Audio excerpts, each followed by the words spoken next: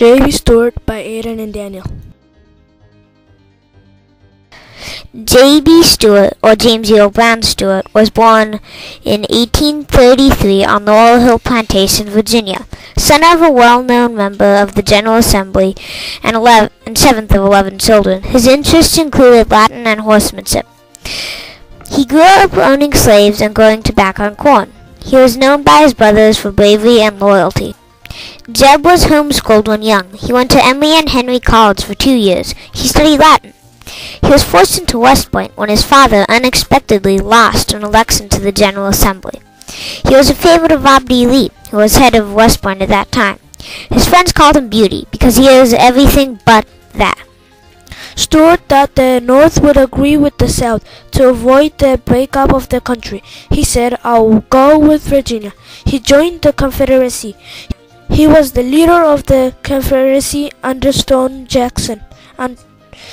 Early in the war and a spy for General Lee, he helped when against John Brown's at the Harper's Ferry.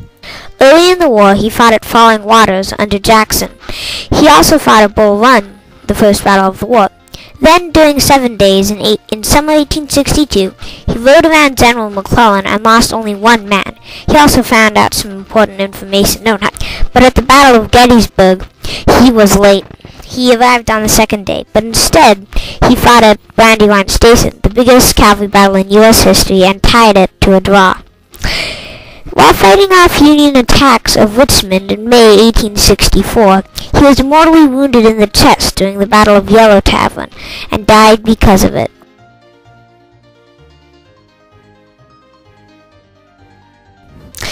JEB Stuart's last words were, "I am resigned. I'm going fast now. May God's will be done." General Robert E. Lee later said after he died, "I can scarcely think of him without crying." JEB Stuart is remembered as one of the finest cavalry generals in U.S. history. And he also is remembered for his jubilant nature and his great service to the Confederacy. Without him, the war would have probably ended in 1863 or 1862. And so, he is also remembered as being a loyal Virginian and a good man. He was one of the best generals in American history.